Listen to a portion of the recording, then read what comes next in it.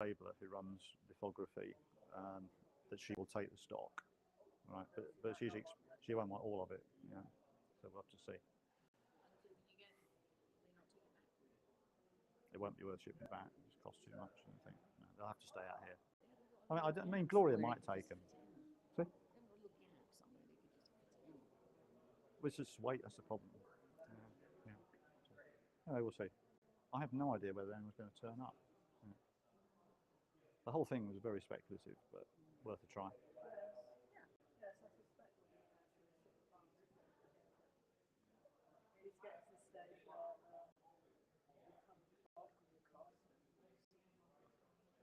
Anyway, we'll see. He might be interested in having some. The problem is, sale or return is no good because they just get dog-eared and they're rubbish. I've stopped doing so. So if he wants to keep them, I'll ask him to pay for them.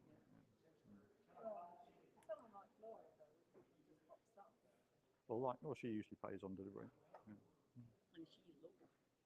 She's in Denver, but she does Tucson. Yeah. Oh yeah. Good morning. Thank you. You were leaving just as we got here last night. All right. Yes, I saw Jesse Pfister come in. Yes, but it was too complicated to stop and reverse the process. So, yeah.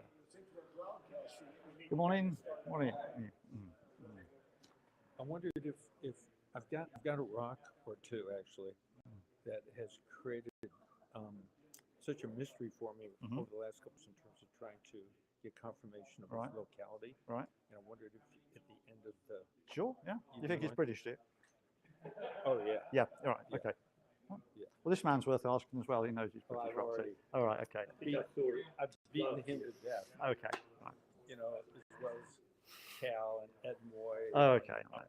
So. Well, I have to say, my personal opinion is I think it's a mug's game trying to assign localities to things. If it's lost its history, that's it. Well, it's just a guess, basically. There's very few that you can say with certainty. Yeah. Right. And people will tell you that it's definitely from. I understand. But it's a good game. Yeah, it is a good game. Yeah. Oh, and I want you to know about the book. Okay. Good. I think I got it through lithography. Yeah. No, I actually went on your website. Okay. And it's What's your fabulous, name? Bob Byers. Okay, fine. Nice to meet you. Glad to meet you. Good. Yeah, it's a little bit of research. Yeah, no, it's been a great project. It really is. Yeah. It kept me sane through COVID, basically. Perfect. I mean, COVID caused a lot of trouble as well because I couldn't get back into the museum, I couldn't get into libraries and so on. But I managed to do quite a lot remotely, so that was very helpful. Yeah. It's a work of art. Yeah, thank you. Sorry. Okay.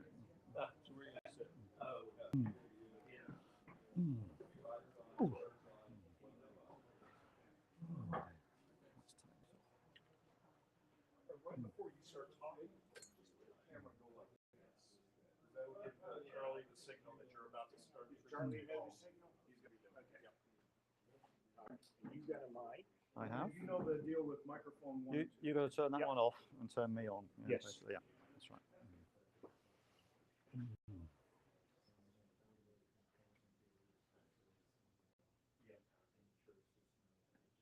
I'll have about a 1-minute introduction. Okay. Wait a minute. Okay. I'll shut the doors too, so my peripheral noise.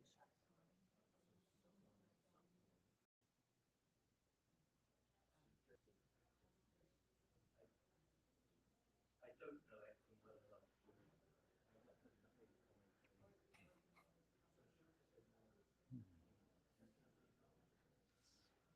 Good morning, everyone. Thank you for joining us for our ongoing lectures and seminars. Be sure to pick up one of our show guides, the black booklets. We still have 2 more presentations today and 3 next week. We also have a postcard for our next open weekend, which will be in May. So be sure and pick up one of those and put it on your calendar as well. Today, we're really happy to have Roy Starkey, who made the trip over to give this presentation and promote his book. I understand it's fantastic. I'll take a look after lunch as well. But his latest work is on Sir Arthur Russell and his mineral collection. And with that, we will turn it over to Roy to give his presentation. Okay, thank you very much, Eric. So first off, can you hear me? Yes, okay, and hopefully, yeah. So it's a real pleasure to be here. Thank you for coming. I'm going to talk for about an hour, and then the plan is to have time for some questions and discussion for anyone that's interested. So I'm guessing, looking at the audience, most of you will know something about Sir Arthur Russell. But he has been an important part of my life for the last 3 to 4 years, and it's been a really interesting project to be involved in. Now, for those of you who are not particularly familiar with the UK, I'm just going to highlight this area, if I can make this work. This one is, that's it. So this is the area known as South East England to us Brits. This is the area where Sir Arthur Russell was born and grew up. It's also the area where London is, the Natural History Museum, the Mineralogical Society. And so this is really the centre of Sir Arthur's universe, and there are many reasons why it all gelled together and became a very important sort of background to his upbringing and his later life. The UK is broken up into Wales, England, Scotland, Northern Ireland, and we also have the Republic of Ireland. Bear in mind the Republic of Ireland was not separate at the beginning of Arthur's life.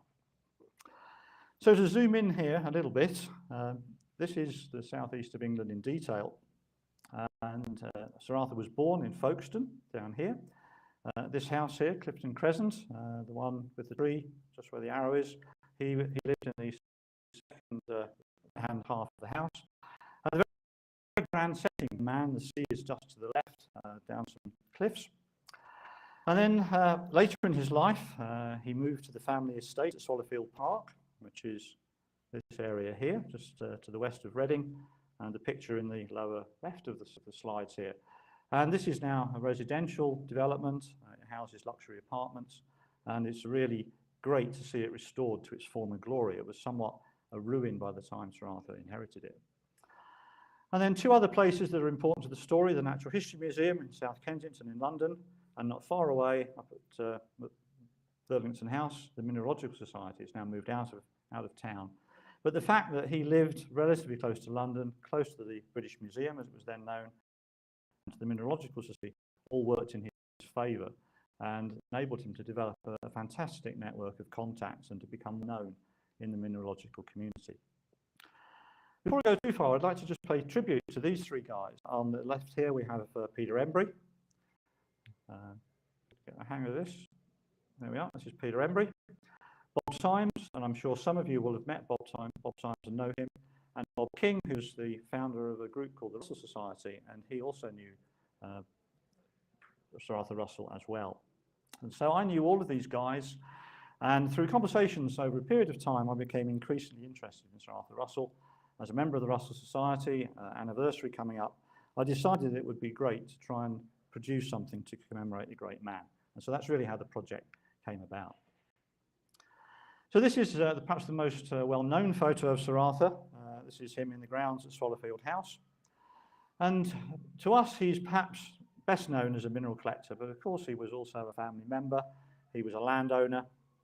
He was someone who worked for the government for a time. He served his country in the First World War. And so there are many facets and different dimensions to Arthur's life. But the thing that really defines him from a mineralogical point of view was his ability to go and find old collections and to develop relationships with miners, mine owners, quarry owners, and so on. And over a long period of time, he incorporated many old collections. And so this is the sort of thing that we all aspire to do. Of course, it's much harder these days because people have gone before us. But in the lower left here, you can see some of the names of the collections that he acquired, and there were something like 40 to 50 significant collections that he acquired, total or portions of. And Philip Rashley perhaps would be one that you've heard of. John Hawkins, Baroness Burdett Coutts provided many of the duplicates which people have exchanged or purchased on the mineral market. And John Ruskin, Victorian critic and philanthropist, he was also first in the whole to acquire specimens from Ruskin's collection as well. So here's a close-up of the house that we mentioned just a moment ago. And along the bottom of the first part of the talk, I've put a timeline so that you can actually follow what's going on. So that yellow marker there will tell you roughly where we are running through his life from the late 1800s through to the 1960s. A rather nice early photo of Arthur, aged perhaps 7 or 8. And it's a recorded fact that he went underground in Cornwall to Wheel Providence when he was a young man, and that was perhaps his first underground trip. He had a fairly normal upbringing. He went to prep school, so a sort of a training ground for public school. He went on to Eton. He had a really hard time at Eton. It was not uncommon in those days for people to be abused and bullied. And he decided he would not want any son of his to go to Eton. From there, he went on to start a university course, but sadly he didn't finish it at King's College, the University of London. And the reason for that was that his father died. There was a need for him to go back and help run the family estate. And his elder brother, Sir Charles Russell, was an invalid from birth, and he really needed a lot of support and help from Arthur. So his elder brother became the 5th Baronet, and subsequently Arthur inherited that title on the death of his brother in 1944. So he abandoned his university studies. He took on a job with the South Eastern Chatham Railway Company and spent the remainder of his time supporting his mum and his elder brother in running Swallowfield. This is a rather nice photo, shows the family group. So on the left here we have a young Arthur. This is his first wife, Aileen, their daughter, little Bettine, and his mum, the matriarch of the family, sat looking sideways. And this is his elder brother. You can see he's looking a little bit distorted, and this is due to his disability. So his mum was a really interesting lady in her own right. She was a historical researcher and author, produced 3 substantial books. The one of most interest to me was Swallowfield and its owners, and you can access this online for free as a PDF on the Internet Archive and Google Books. If you'd like to read more about the family, I would recommend doing that. So in 1902, he was elected to membership of the Mineralogical Society, and this must have been quite a pivotal moment. Bear in mind he had no formal qualifications, he wasn't academic, he didn't work in the museum world. And so he was able now to start rubbing shoulders with Sir this and Doctor that and Professor something else, and very quickly established his credentials as a serious mineralogist and collector. Shortly after that, he was married to Aileen, and I think this would have been a successful marriage and a very happy life, but sadly she died rather prematurely from cancer. They had a first child, Bettine, the one in the photo, and family life then started to take over more of Sir Arthur's time. Early 1900s, field notes exist to describe him going to Prenteg. Some of you will be familiar with a classic locality for Brookite and Anates, high above the road near Bethgelert. And later that year, he made his first foray into acquiring a historical collection, that of John Hawkins. And that was the beginning of something that became an important part of his life, tracking down, negotiating to acquire historical collections. Now, only 5 years after joining MinSOT, he was elected to the council. And so again, this must give some indication of his standing and his capability. Perhaps it also indicates that as now it's hard to get people to stand for committees, I don't know. But certainly it became a very important part of Arthur's life, the Mineralogical Society. Their second child was born in 1908, George Michael Russell. And shortly after that, he moved again and purchased the first of 3 collections of the Fox family down in Cornwall. This was a major business empire in shipping and mining and foundries. And over a period of time, he was able to acquire all 3 of the Fox family collections. And later that year, we know that he was collecting with a guy called G.J. Williams in Shropshire. And G.J. Williams became a great friend. He was the Inspector of Mines for the Midlands, Ireland, and the Isle of Man. And his job involved him going into work in mines to assess safety and sort of regulations and so on. And as a result of that, he was able to write to Arthur and say, I was at the bottom of Park Mine and they've met with a very good load and it's full of calcite, or this is an interesting place, or I've asked the manager to put a specimen on one side for you. And so this was a really good partnership, and Arthur provided specimens to G.J. Williams and vice versa. Now, Swallowfield Park, this is what it looked like roughly at the time that Arthur died. So the upper pictures here are taken from the sale particulars in 1964. And the lower pictures are illustrations from Swallowfield and its owners. And you get some sense from the lower pictures of the grandeur of the interior. And it was just stuffed full of antique furniture, works of art, all sorts of beautiful things. And the picture on the lower left here is the library. And it looks very much the same today.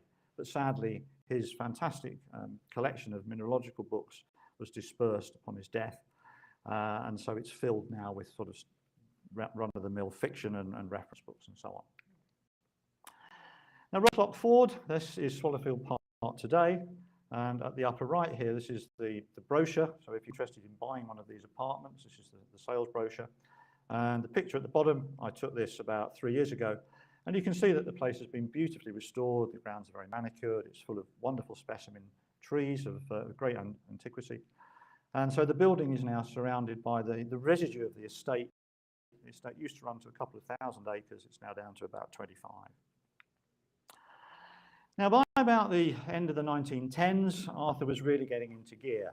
He had established his credentials. He had now built up a significant network of contacts. And he made a move to purchase the collection of Edmund Pierce, who was a doctor in Tavistock. And this guy had the definitive collection of specimens from Virtuous Lady Mine. And so at a stroke, Arthur acquired several hundred of the finest specimens that had come from Virtuous Lady Mine. And that provided the sort of base research collection for a paper which he read at the Mineralogical Society. And this specimen on the right here, I'm sure all you will recognize as a lady's slipper. This is a particularly nice, rather heavy one, well pyritized and quite stable. Many of them tend to be rather fragile. And interestingly, about the same time, he made a trip to Italy. And one of the things I've not really pursued at any great depth are his various overseas trips, because bear in mind, he only collected British minerals, but he certainly acquired foreign specimens and foreign collections so that he could sell those to finance his interest in buying other collections with British specimens, and also the cabinets to house his collection. 1912 saw him purchase a good selection of stuff from the collection of Isaac Walker. This had been sold to Samuel Henson, the mineral dealer in London. And these are very recognizable. They have little rectangular labels, and typically they have a year and a code number and a description. So these are quite distinctive, and it's quite noticeable when you go through the drawers how often, if you look at a fine specimen and lift it out, it'll be an Isaac Walker specimen. Now, in 1914, of course, things went rather pear-shaped, outbreak of World War I. And as far as I can ascertain, Arthur joined the Red Cross. He doesn't appear to have been the Royal Army Medical Corps, and we do know that he was driving a tractor chain-driven ambulance in France and Belgium. And he had a terrible time. His son tells me he was a rather squeamish sort of person, and this really would not have been something he was cut out for. And he was invalided home, presumably with something like shell shock, after about a year. And we know that he came home because, again, his records indicate that he was collecting underground with G.J. Williams again up in North Wales and Anglesey. Another collection under his belt the following year, that of William Semmons. He was a metal broker for the Williams family. And so this was, again, at a stroke, he would acquire a whole suite of specimens to add to his existing collection. And the form on the right-hand side here is a form that indicates that subsequently he then did sign up and join the army. So this is from the medical records at National Archives. And he decided he would join the Royal Engineers. He expressed a preference to join the railway and transport branch because the Russell family had great links with the railway industry. And so he went through all his basic training, presumably was taught to use a firearm and how to march and do drill and so on. But during the early period of that, somehow a contact was made between G.J. Williams and the guy who was running the Ministry of Munitions, and it was arranged for Arthur to be seconded to work on mineral deposits in the UK. And if you sort of think of the circumstances and all the strife and trauma that was going on in the world, he really must have thought that was a good outcome. And so he spent most of the First World War on a sort of government-sponsored mineral collecting extravaganza. And so he was collecting specimens for ore samples, for metallurgical assay and so on, and doubtless for his own collection. And I'll show you later on the impact of that on some of the statistics. So that was a very, very fortunate outcome for Arthur. So later on, war had ended, and by then he was starting to get a little more technical, his interests. And so at the top here, I don't know how well that's going to show on the screen, but you can come and see the printed one later if you haven't seen one. This is one of his crystallographic drawings. And I did quite a lot of work working with Pete Richards. Some of you will know Pete as an expert morphological crystallographer, trying to understand the process that takes you from measuring interfacial angles using a goniometer, which is this device up here, recording those and then doing the trigonometry and the drawing to actually end up with a three-dimensional sketch. And it's a very exacting process and really quite difficult to understand. And then tragedy struck. So life must have looked like it was getting better, and then suddenly Aileen became very ill and died in 1920. So Arthur was left with two young children, a problematic estate, a house that needed an awful lot of maintenance, and very little in the way of income. So life must have seemed quite hard. He then went out and he managed to purchase the collection of Warrington, Wilkinson, Smythe, which he'd been pursuing for a long time. And again, when you dig into the stories, some of these collections were pursued over a period of years, 10 years in one case, I think. And after that period, it was quite routine for people to be given some sort of medal or honour, and he was appointed an MBE in recognition of his work on the mineral deposits.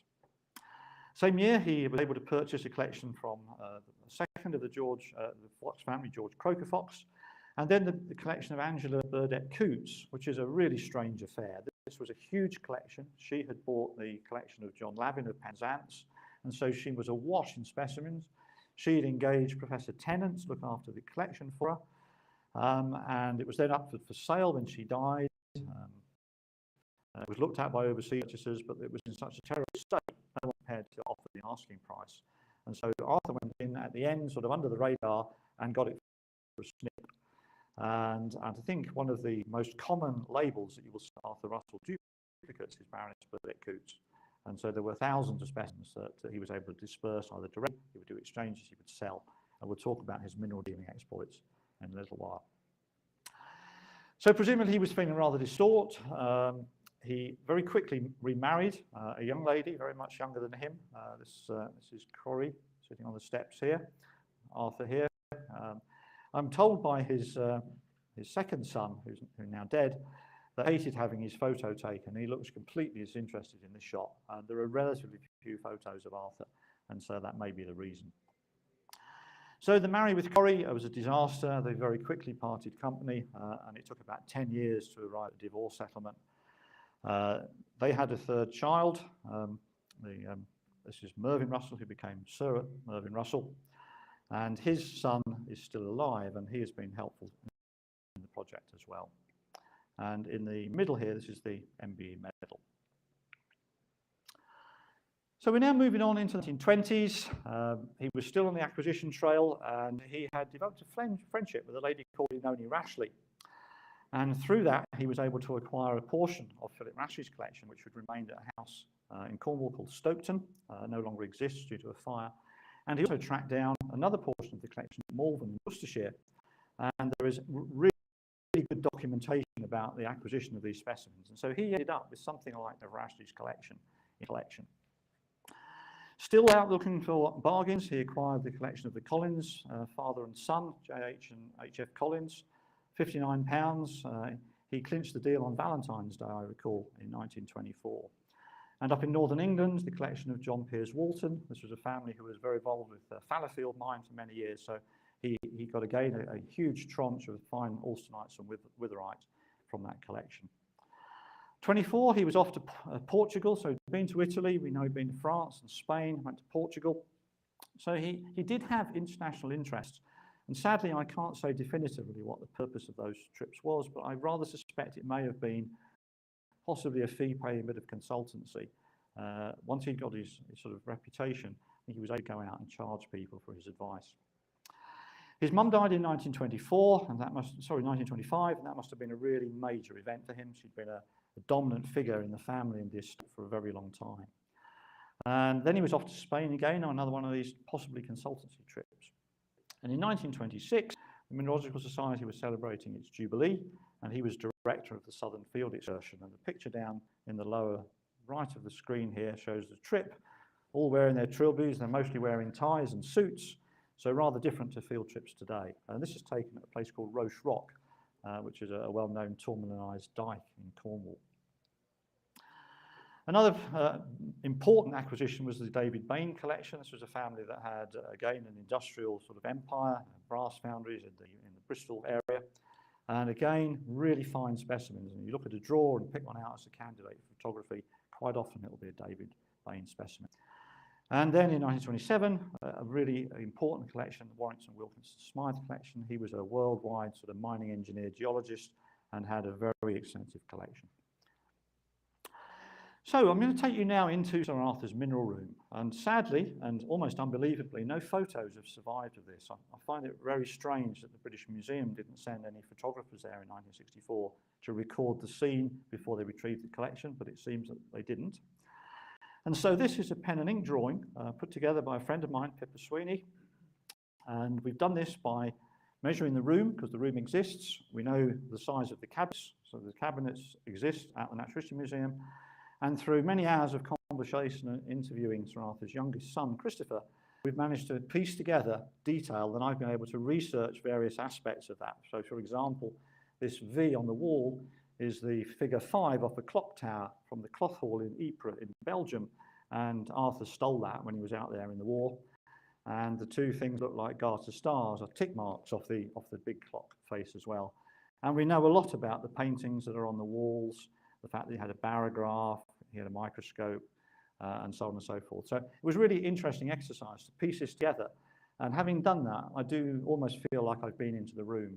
And when Christopher saw the final drawing, he said it was wonderful. He could almost smell the smoke from the fire. So it really added quite a substance to the project. I'll just mention in passing, Arthur was very interested in many things. Cars, he was a very early adopter of motoring, and he liked a sports car. And so in the top right here, this is a Riley 9. This was developed for racing for the Ulster Tourist Trip in Northern Ireland. And he wanted his waiting one to be delivered. He answered the waiting list. And the chap who ran the company said to him, no, it's all right, you can have our spare car. So he got the spare car. And this is the car with his son stood next to him at half-term in school uniform. And through Christopher Russell's remarkable memory, he remembered the registration number. On before I found this photo, I was able to track down the car and actually go and see it. So the upper photos I actually took of the real car. And the guy that owned the car was fascinated something about the guy who owned it. So very happy outcome for all concerned. Now, in about 1929, Arthur picked up on the scent of an occurrence that was reported by Professor Gordon from the University of London, who had found little bit of gold on the coast of Torquay. And Arthur, as in many cases, decided to make this his own. And so he did a lot more work in collecting and collected some wonderful ones. And I'm sure you'll be familiar with these dendritic golds, and there are several examples in the showroom here at the moment if you've not seen one in the flesh. And then in 1929, he got the third and final Fox family collection out of Robert Ware Fox. £22 doesn't sound like a lot of money.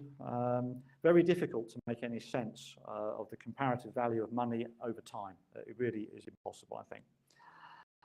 And so he had now been acquiring collections for about 30 years, and Swallowfields have been stuffed full of specimens.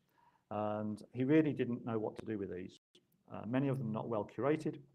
And so he began a period of starting to try and trade and sell these specimens. And he developed a very interesting clientele of purchasers, people like Lazard Khan of Carnite, Hugh Alex Ford, who was the consul in Boston in the States, Neri Booby in Paris, Henry Dewey of the Geological Survey, and many others. And so I was really quite intrigued to see the scale and scope of his commercial activities. So we're now into an era where he had now managed to secure a divorce from his second wife. He was starting to look for a new partner. He was really well established in the world of minerals and mineral collecting and valued as a managing consultant. And so, I think life was starting to look quite reasonable for Arthur. And the picture is Marjorie, his third wife, getting into the Riley 9, and you can see Arthur just there with his pipe and Trilby with the pipe in his hand. And he had done a lot of research as a result of looking for the actions. He had learned a lot about mineral collectors and mineral dealers, and he read 5 papers at the MinSoc. And sadly, these were never formally published, but the original notes and his manuscript research live at the Natural History Museum. And so there's a really interesting archive of stuff to be dug into there. And around this time, something that I've become rather interested in, he collected these rather odd calcite straws. And we don't have time today to go into these, but there's a very interesting story behind these, which I hope to write up and get published in the not too distant future. And he was collecting these at Boltzburn Mine, and some of you that are interested in fluorite will know it's a very famous locality for beautiful dark purple fluorites. Now, in 1933, he hosted a visit to Swallowfield for the Mineralogical Society, and 24 members travelled out from London to see his collection. And I would imagine that must have been a real highlight for these guys. It's a bit like coming here and just seeing all these treasures. And so Arthur did this a couple of times in the later part of his life. And in 1933, he teamed up with this lady Marjorie. I think they met through amateur dramatics. She was involved in amateur dramatics in the Reading area. Anyway, they decided they would get hitched up. Sadly, it was not a success. They were very different temperaments. They had very different interests. Arthur was very much an environmentalist, a pacifist. He hated cruelty to animals. He was very into trees and sort of ecology. Arthur was into hare coursing and breeding terriers. And very quickly, they started to live almost separate lives, which seems quite remarkable. You think you would get to know people better than that before you jumped in, but there you go. And around this time, bear in mind he'd now been collecting minerals for getting on for 40 odd years, he was starting to think what would happen to his collection. And this is an issue that faces anyone who has a mineral collection, something I'm starting to think about now. And he made a mention that he would like it to go to the British Museum of Natural History, which is what's now called the Natural History Museum. And he was just got a bit of a conversation going, and it then was left on the back burner for a while. Interestingly, at that time, he had a couple of fairly significant finds. I've just pulled these out as examples. So firstly, there's a rather wonderful kyanite. That specimen is about a foot long. And he has several of these, and he acquired these from someone up in Scotland, and they came out of a drainage ditch. And I've been up there and I've walked the ground. There's not a sign of anything like that. So it just shows that having the contacts and having people that ring you to say, Arthur, we found something interesting, really pays dividends.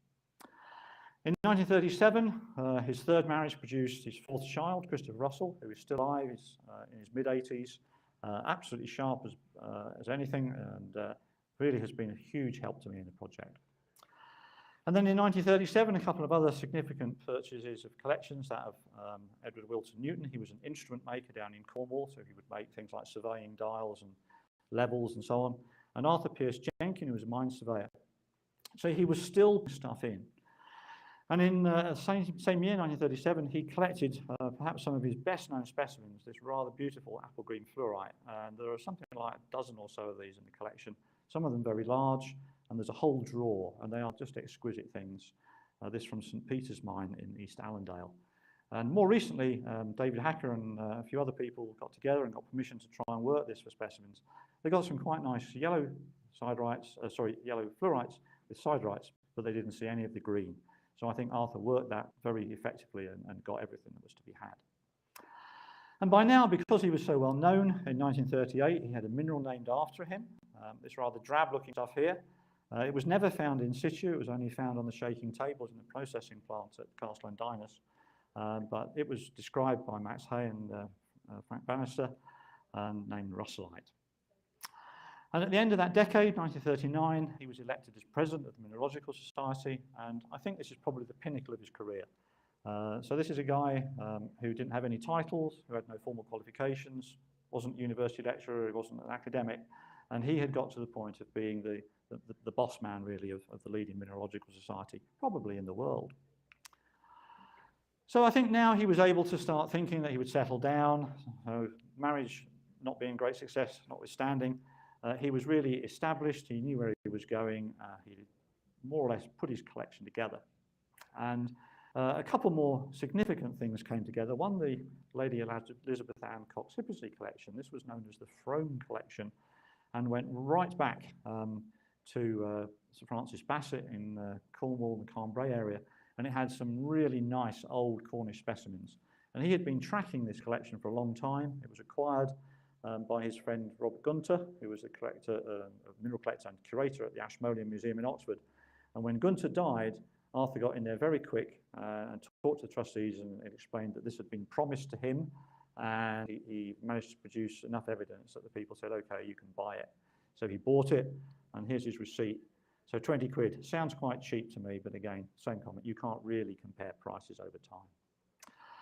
And in 1941, he began a quest to try and acquire the collection of Robert Ferguson. Robert Ferguson was a big public figure, an MP up in Scotland, and he had a very fine old collection with many fine European and world specimens and also nice pieces from Scotland. And again, we don't have the time to go into that this morning, but some of you will know that this was ultimately acquired by Brian Lloyd and dispersed in about the 1990s. And so some of it has got out into other collections. But Arthur had been there before. In the 1930s, he's actually been to see Viscount Novar.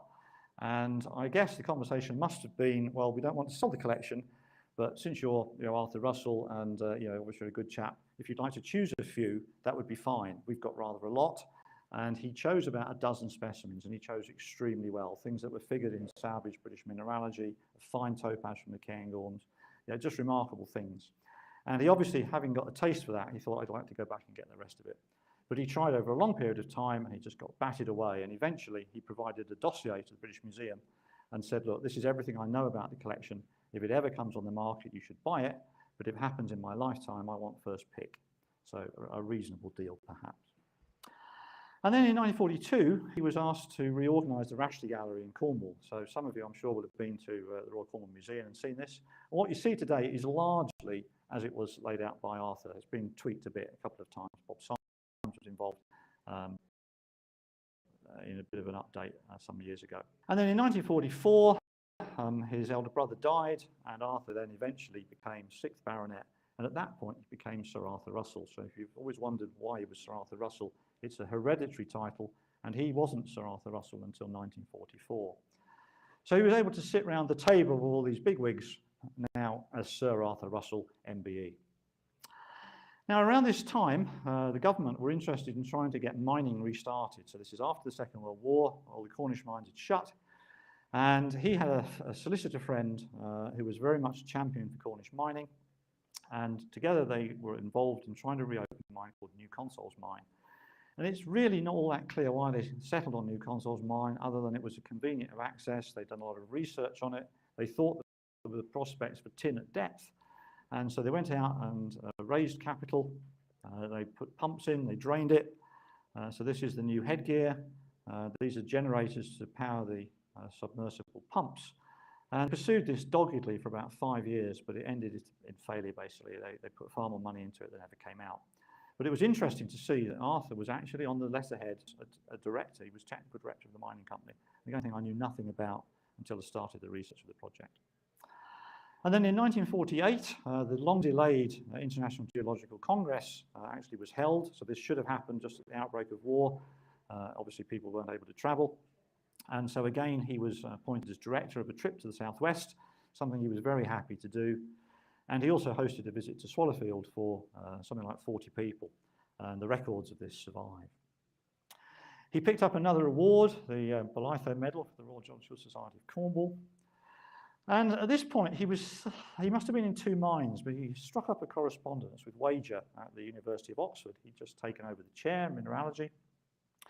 And he thought that maybe he would like to leave his collection to Oxford rather than to the British Museum.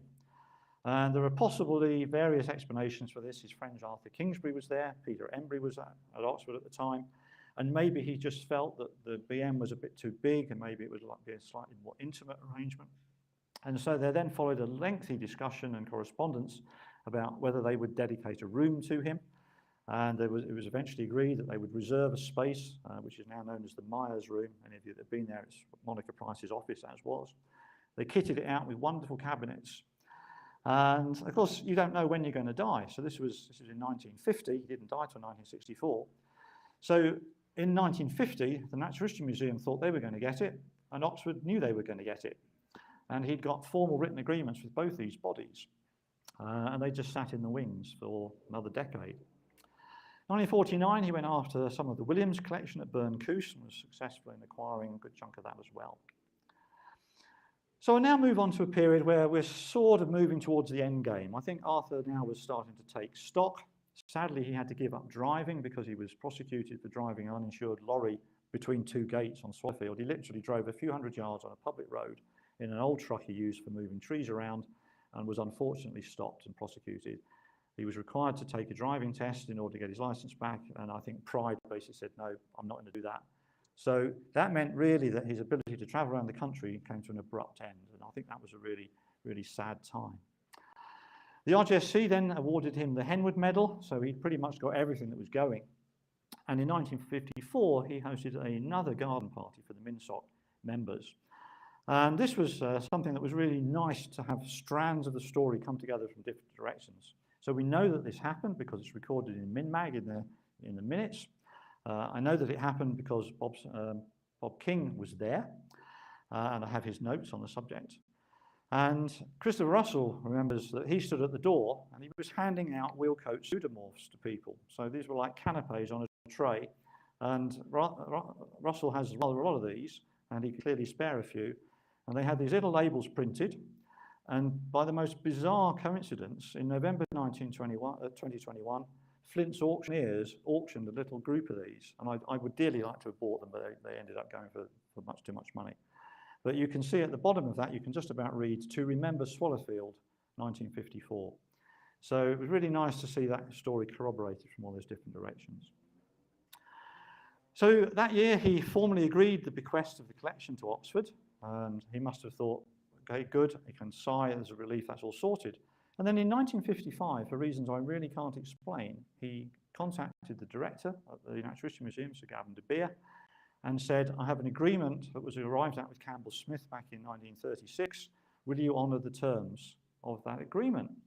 And so Gavin de Beer said yes. They talked to the trustees, and the trustees said, yes, this is okay, we'll do what you want. And that was principally to keep it together as an entity, for it to be known as the Sir Arthur Russell Collection of British Minerals, and with a proviso that the museum could add additional specimens to it if they wanted, which seemed a rather odd clause to stipulate to me.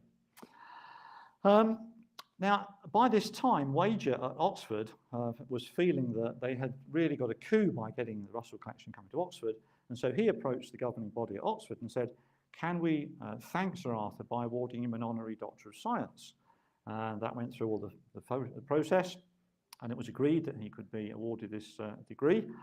So Oxford wrote to Russell, I think in February or March, and he said, yes, he would be pleased to accept it. Now, bear in mind, he'd just been to see Gavin de Beer and said, I'm going to give it to you. So someone offers you a degree from Oxford, I suppose you say, thanks very much.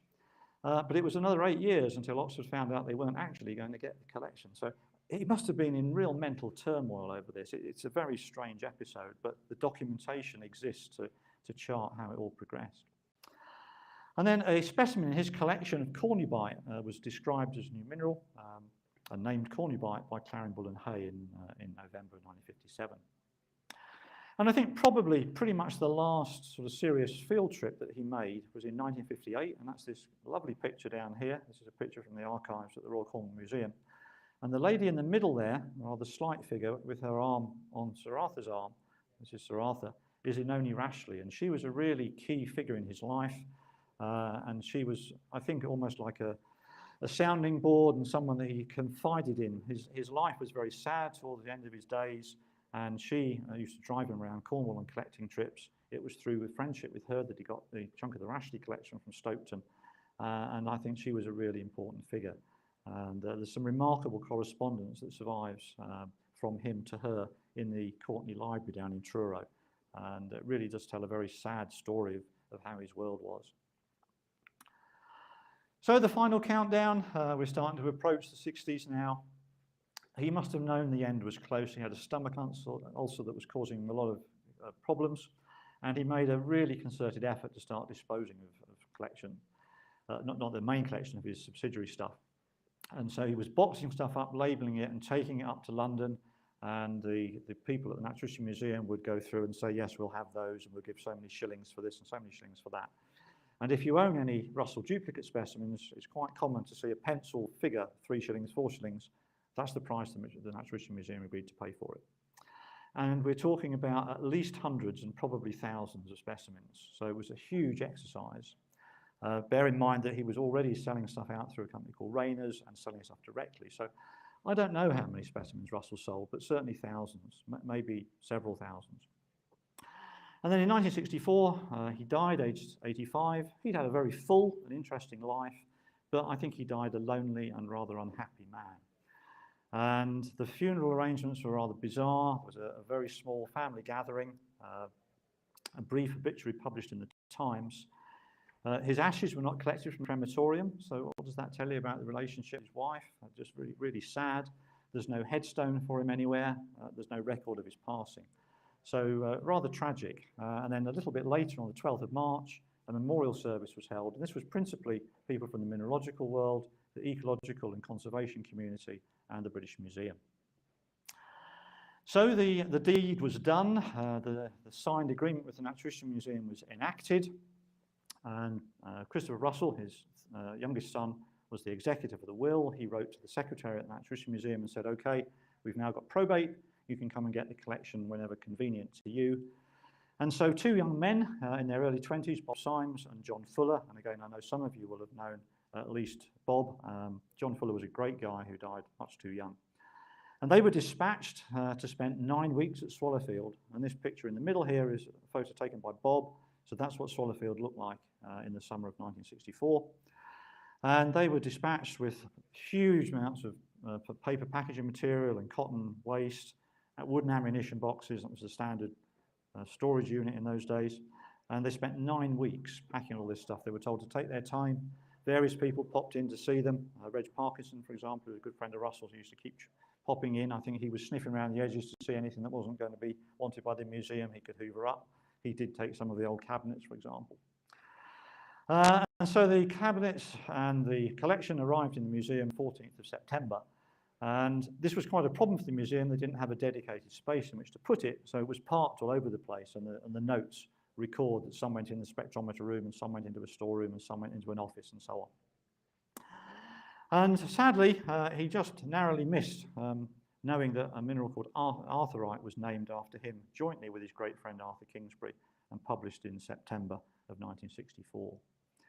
And the picture in the lower right is one of the earliest photos that exists of the Russell Room. The lino is the same, so this is a mezzanine floor structure high in one of the towers of the museum. And the cabinets look just like that. They presumably haven't moved since 1964. And it is an absolute joy to go and visit. And I know some of you had the opportunity to do that. And indeed, Nick Hawes, at the back of the room, goes there every week and helps to curate it. Now, just a few brief words on field collecting. I've mentioned that Arthur was very good at tracking down old collections, but his first love really was to be out there banging rocks. And if he could get underground, so much the better. He spent nights underground working in working mines because he could get access. But here's just a few pictures of him. So at the top here, a lovely shot of him and Claringbull. They've rolled their trousers up. You probably can't see that. They're both wearing ties and waistcoats, and yeah, they're in suits basically. And they've waded out from the shore at Penzance to go and look at the Wherry mine, which is a very strange underground working offshore. The picture in the lower left is Sir Arthur. Probably a really characteristic pose. He's carrying a gabardine mac, he's wearing his breeches and his walking boots, he's got his pipe and his trilby, and probably never happier than that shot, which was taken in Cheesering Quarry in Cornwall. And the one on the right I got a long time ago from Philippa Kingsbury, Arthur Kingsbury's widow, and this is of him digging for pyromorphite up at the hills. But relatively few pictures really survive. So here's the Russell Room, pretty much as it is today. And you can see there are specimens on the top of the cabinets. There are table cases, and I think these came from Swallowfield. They match some of the descriptions, and obviously all the stuff is in drawers as well. So this was a red letter day for the project.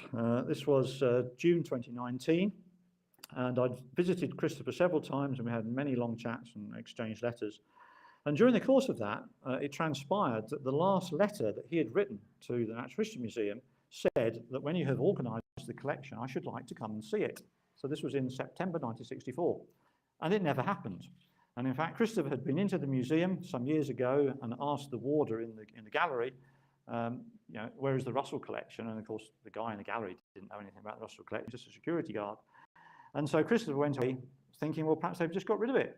Yeah, there was no trace of it really. If he'd looked in the other half of the museum, in the former geological museum, he would have found a case. Anyway, I said to him, well, we must put this right. And so we organised a VIP day for Christopher to come in and meet with Mike Rumsey. So here's Mike, who I'm sure you'll bump into in Tucson. He's here. And this is Christopher Russell, who was just enthralled to see how beautifully the collection was laid out now. And if you've seen the cabinets, you can't fail to be impressed and think, what a beautifully curated collection. But this is the result of decades of work by many, many people. It didn't arrive at the Natural History Museum in anything like such a good state. And there's a guy called Arthur Henry Luckett, who gets quite a lot of coverage in the book. And he was the real hero of the story, I think. He devoted 10 years to piecing this together and putting it all into a beautiful sequence. And of course, the other key player in all of this is Robin Hanson, curator of Gems and Minerals. And I really need to say thank you to Robin and Mike for affording me the opportunity to spend so much time working on the collection. So this is the revamped display in the former Geological Museum. Robin has redone this recently, and it's just such an improvement. Previously, these specimens were sat on black plastic drain grid with rubbish lighting.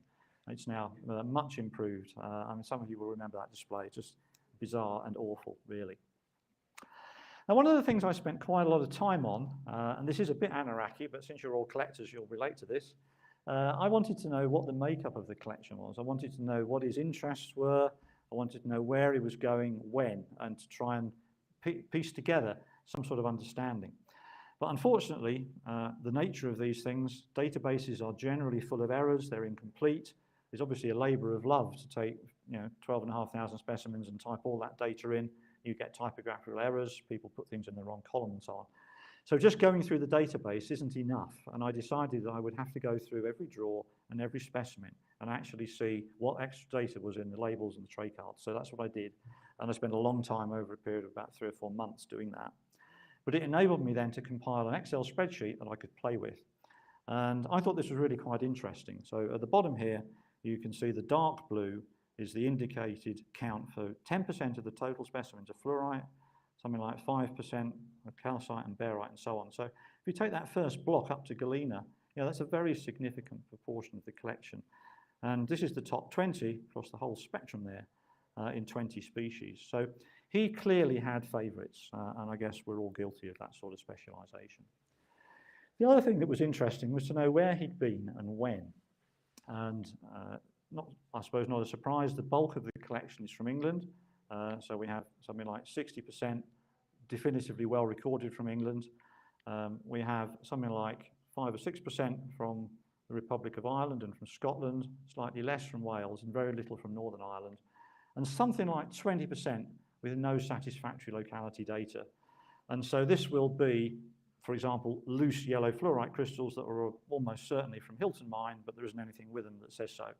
And so what Luckett did was he must have had vast tables set out to wander around with these and say, well, I think I'm going to put all those there. I think they're probably from Northern England. Those look like they might be from Cornwall. And gradually he would reduce the options to a point where he would say, well, all right, those all look like specimen whatever in the main collection, so I think they're from Rotherhope Fell and so on. So there was a lot of exercise and manipulation done long before spreadsheets and databases. So that's the makeup of the collection. Now, when we sort of drill into that and look at the geographical spread, I don't know, you can hopefully see the colour bands again. So we've got dark blue is England, the dark red is no locality data and so on. But you'd need to study this in the actual text. But just out of interest, you can see there's 2 areas there of green and there's 3 areas there of green. You can see that here in about 1918 was his biggest actual year of self-collected specimens. That's when he was working for the Ministry of Munitions in the First World War, okay? And back here, another big thing. But on average, he was adding something like maybe 50 to 100 specimens of self-collected specimens to the collection. Now, at the beginning, I said quite a lot about old collections, and this was a really interesting thing to do. So we're now starting to pull out the impact of the acquisitions compared to the stuff that he'd collected himself. And you can see some of these really major years that relate to specific acquisitions, like the Rashley stuff from Stoketon, Burdett Coots, and so on and so forth. So overall, in broad brush terms, it's about 50-50. It's about half stuff that he acquired himself and half stuff that he acquired from other people. And that had never been done before, and it was an awful lot of work, but I thought it was worth doing. I'll just spend a couple of moments explaining the methodology. So this is what the collection looks like when you look at it in more detail. So it's in drawers, it's beautifully organized and labeled, it's stored chemically, so it starts with elements, it works its way all the way through to things like sulfates at the end. And generally speaking, they're in pink card trays. There will be maybe a Russell label, maybe someone else's label. There'll be a temporary label that Luckett put in with an H number on. This is while he was starting to marshal all this stuff. And I just ploughed through all this and captured that. I photographed nearly everything just as a snapshot so that I could work on it remotely. That turned out to be an inspired thing to do because we were then hit by a pandemic. I didn't expect that when I started. So I had imagery of everything that I needed to work on and imagery of all the documents in the archive. And I'm just so grateful. So in March of whatever the first year of the pandemic, 2019, I had done about 80% of the proper specimen photography, and I had the resources to work on, and I planned to go back in April and do the last 20% of the specimen photography, and I couldn't go for 2 years, and that became a real problem for the project. The other half of the job was to go through the surviving paperwork, and this was just a joy. These are box files full of things like envelopes, bits of scrap paper, laundry bills, invoices from all sorts of people. And Bob Symes and John Fuller must simply have gathered up everything that was in his study and taken it back to the museum. And I'm just so glad that they did, because this could easily have been thrown out as rubbish. And so by plowing through this, I was able to build up a timeline of what he was doing, where he'd been. And in many cases, his notes for his planned rewrite of Greg and Lettsome are written on the back of these documents. And of course, what's on the back of it is in many cases more interesting than what he wrote on it, because it gives you a clue that he had a stockbroker or where they'd gone on travel and so on and so forth. And then the third tranche of the job, obviously, is you can't have a mineral book without photos. So this was my photography setup. It had to be portable. We could have lugged this into London umpteen times on the Underground and be set up on a little table in a corner. You know, generally when you're working in museums, it's quite hard to get somewhere to operate. So it's a little bit Heath Robinson. It's broadly speaking the same as what Jeff Scoville does, but much lower budget. And so the specimen is sat on a sheet of glass. It's in darkness so that you control the light, electronic flash, cameras on a tripod, change the colours of the background. And so between January and March 2020, I did the bulk of it, and then I went back in October 2022 and culled something like about 6,000 images down to 450. So I was taking multiple shots of each specimen on different backgrounds, different angles, different lighting, and then working to get to a final number. Sometimes it was necessary to do something a little bit different, and I thought I'd just use this as an example. So here's a capped quartz. These are formed by a cessation of the deposition of the quartz, then a very thin layer of clay forming, then the quartz continuing to grow, and these will detach with very little force. And I thought it would be nice to show it as if it was docking its cap. So I built a little jig for that, and that was the finished article. So I'd much prefer to have a real photo than Photoshop it in. So now I'm just going to run through a selection of what I consider to be some interesting specimens and give you some sense. And at the bottom there, which I'm hoping you'll read, you'll get all the key data, what it is, where it's from, which collection it came from, and the dimensions. And I'm not going to read all that out for you, I'll just pick out some various details. But this one made the cut because this is identifiable as from his mother's collection. And his mother had quite a nice collection. And the indications are that she more or less gave it, whatever that means, to Arthur when he was about 7. So he must have been a lucky chap to be given a collection of things like this. This one from the Alfred Fox collection, rather superb. People tend to think of bismuthinite as needles, perhaps, or pins. These are more like nails. They're really, really substantial crystals, beautifully stable on the chalcopyrite matrix. Well-known sort of candle wax type chalcedony from Penandrea. This one from William Semon's collection. He was the broker, metal broker, that Arthur bought the collection from as one of his early acquisitions. This one from Isaac Walker's collection. You remember I said that almost without exception, Isaac Walker specimens are just superb. This is a fantastic chalcocite. So it's 7 centimeters tall, just flawless, beautiful thing. I mean, it's really noticeably heavy in your hand. And this one from Baroness Burdette's Coots collection. Again, it's a really significant chunk of metal when you hold it. It's 11 centimeters tall, so it's about like that. And I was reminded when I picked it up the first time how ductile copper is. You need to be careful handling these things because it will actually bend if you're not careful. John Ruskin, a Victorian art critic and all-round sort of big cheese in his day. He had a large collection of minerals, and he was very much interested in the aesthetics. So all of the Ruskin collection that I've seen tend to be rather nice-looking things. They're brightly coloured or contrasting matrix. There's a couple here. This one, sort of like an ice cube, a couple of fluorite crystals on this beautiful quartz with a preferential overgrowth of iron on the prism faces. This one, likewise, very striking specimen from Carn Brain Mine, also from the Ruskin collection. This wheel Morton siderite, these all apparently came from one cavity, the big one on the left-hand wall of the Mineral Gallery. I'm sure British members of the audience will be familiar with that. And this one came from Edward Wilton Newton, the instrument maker. And he tried quite hard to get this. There were only a couple of things that he wanted in Newton's collection. And he wrote to his widow explaining why it was important that it should be in his collection rather than the legacy collection. And he did eventually get this. And I can't remember what the other specimen was, but there were just a couple of things that he wanted. I think cuprites don't get much better than this. It's clearly been kept in the dark. It's still beautifully red and transparent.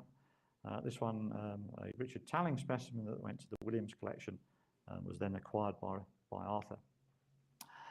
A rather superb olivenite from the Stackhouse Pendarvis collection, another famous Cornish family. And again, it's just in superb condition. No one's tempted to stroke it and brush all the terminations off.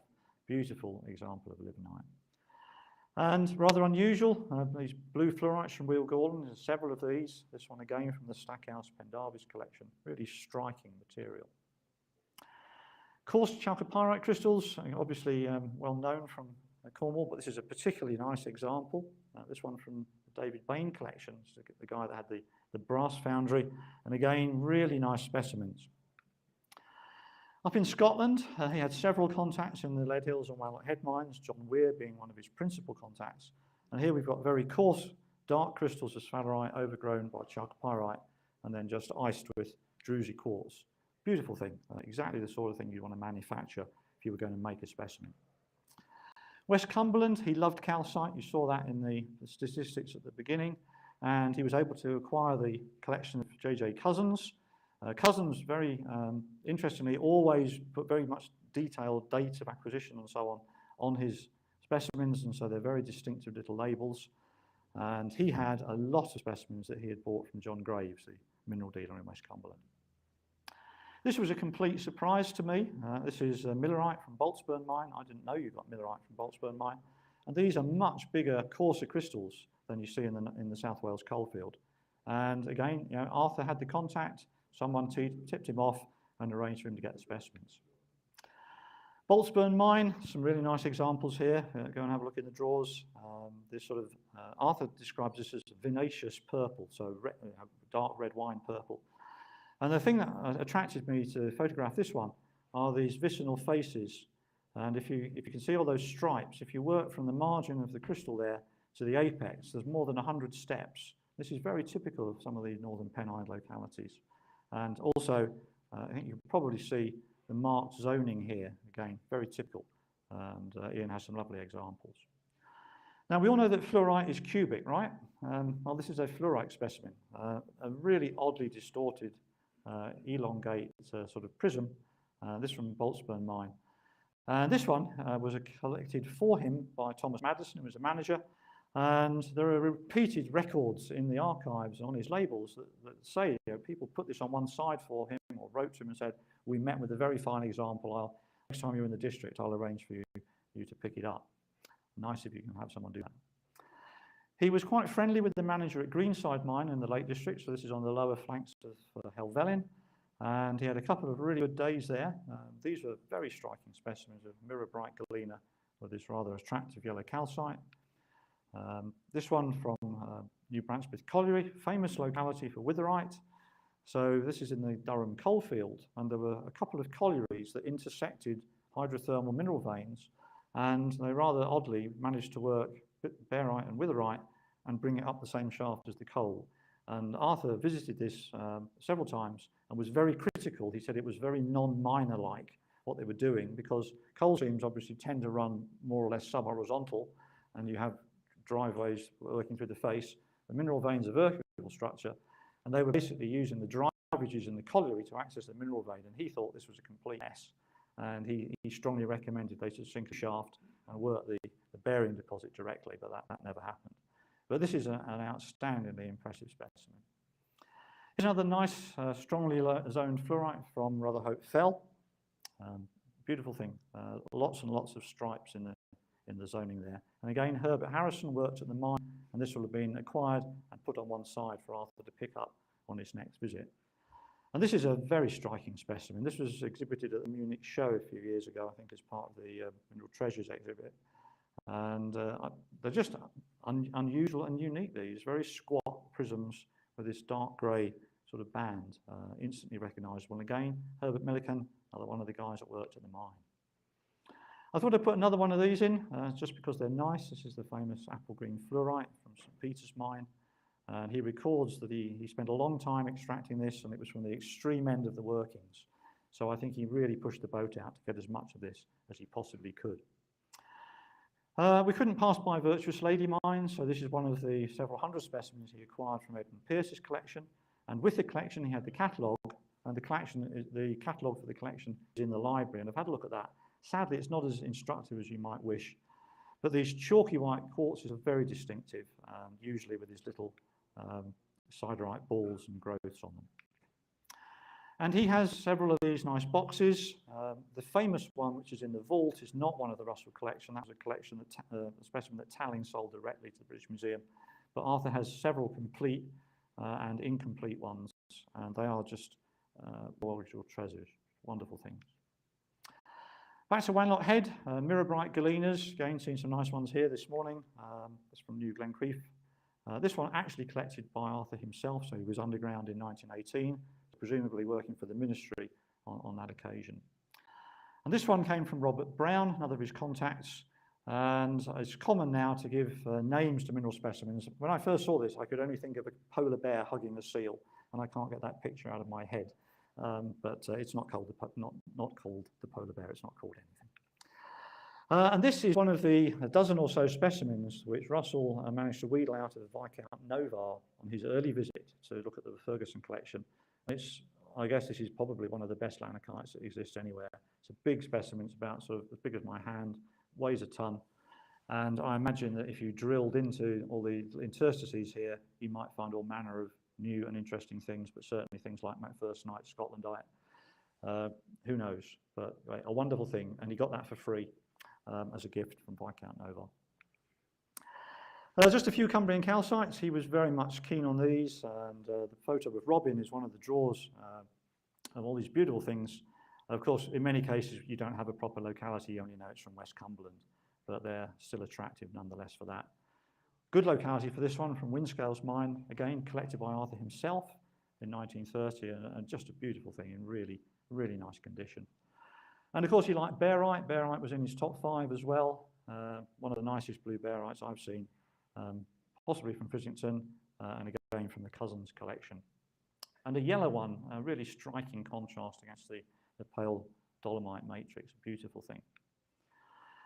He was quite interested in Ireland. He had family links to the Guinness family in Ireland, and he made quite a number of trips over to Ireland at various intervals.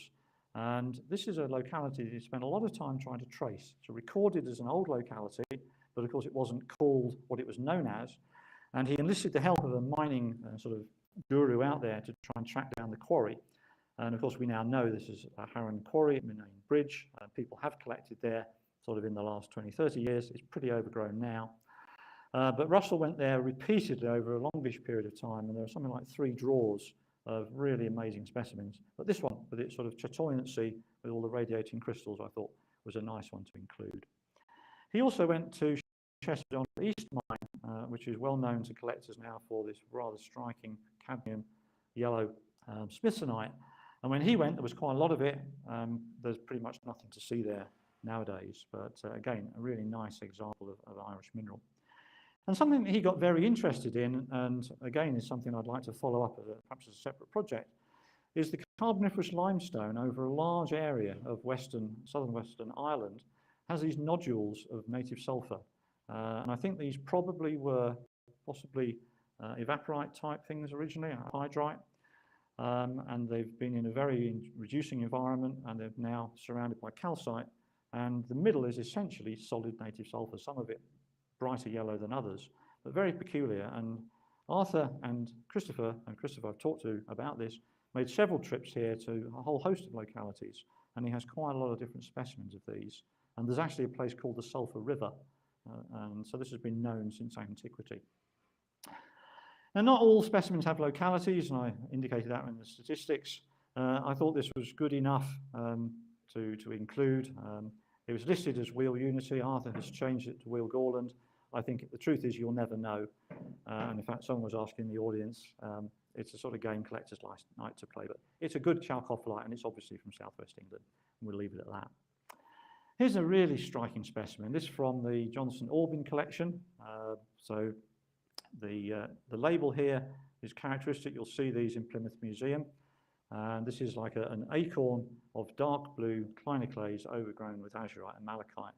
A rather beautiful little thing, not very big. And of course, Leuroconite. I think there's about a drawer and a bit of Leuroconite. He has these from all of the old collections, and this one from the Richard Davey collection was an old mining collection. Ultimately, it went to Camborne School of Mines and has just been lost, basically, all a bit of a disaster. And I think that's the last fluorite, last mineral picture. Again, rather nice one from Wheel Gorland. So I will just very briefly put that up. I'm not going to read it to you, but these are some of the people who've been very important in the project. Particularly like to pay tribute to the team at the Natural History Museum and to Christopher Russell and other family members and the folks at Swallowfield. And many, many people who've helped my correspondence and so on. So if you're interested to learn more, we do have some copies of the book here, and I'll be very happy to discuss that with anyone who's interested later. And I've also brought just a few copies of the immediate previous book, Minerals of the English Midlands. So thank you very much for listening. I think we're about on time, and that's it from me. Thank you.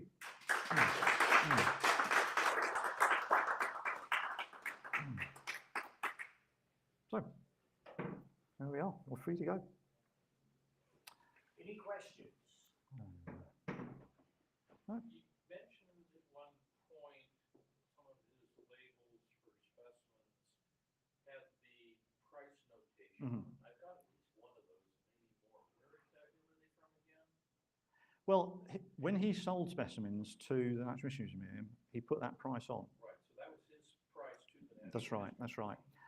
Some of the specimens that he sold to Rayners were an optical company, so they sold spectacles, but also optical instruments and refractometers and so on in London. And he sort of had an arrangement with them that he would take boxes of stuff up and they would put them in their cabinets. They had specimens from other people too. And that was another outlet for him, I think for a period of maybe 5 years in the 50s. And I've talked to a few people. Dick Braithwaite remembers going there and buying Rayner specimens that were Russell. Yeah. Because I would assume that anything that went to the Natural History Museum was not sold on afterwards. Not sold, but exchanged. So there was a, yeah. May have been from that. There was a period, so people like Simon Harrison, Rex Cook, Nick Carruth were quite active in exchanging because we all like to buy Russell specimens. Right. Yeah. I know I have a few from that I got from Lindsay Yeah. Bank that were So, that way. yeah. So, I mean, I haven't had the opportunity to go, and we ran out of time basically, and COVID screwed it up. I was going to go through the duplicate stuff and look at the history and the analysis on that, but I haven't done it. So there's a project there for somebody. But certainly, I don't know, Ian, how many Russell specimens have you had through your hands, do you think? Hundreds? Yeah, I mean, there are a lot, definitely. Yeah. Yeah. Yeah.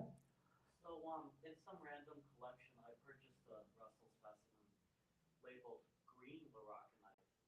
And did he label his Leuroconite as blue and green? And did he have any idea or premonition that there might be a mineral like Kernallite? I don't think so. I think he was just a good observer. I mean, his labels are quite informative. Yeah. I mean, some of them, there are little essays. I mean, Nick will be familiar with this. I mean, some of them are quite long labels, aren't they, describing the detail. And others just simply say, you know, this mine or that mine. Yeah. Yeah. Yeah. Russell's parents, where did the interest in minerals come from? Well, his mum, I can't go any further back than his mum, but his mum was interested in it. And she took lessons in mineralogy from Samuel Henson's daughter, I think, Miss Henson. So why she was interested, I'm not sure. The family made its money in India with the East India Company, and they had serious jobs in the railway industry in the UK. So I think it's his mum, really. Yeah, but I think you've seen, I have the Heddle, Yeah. letter from Professor Heddle to George Russell. Yeah. So Yes. he must also have had I think he sort of tagged along. There are various mentions of in the archive.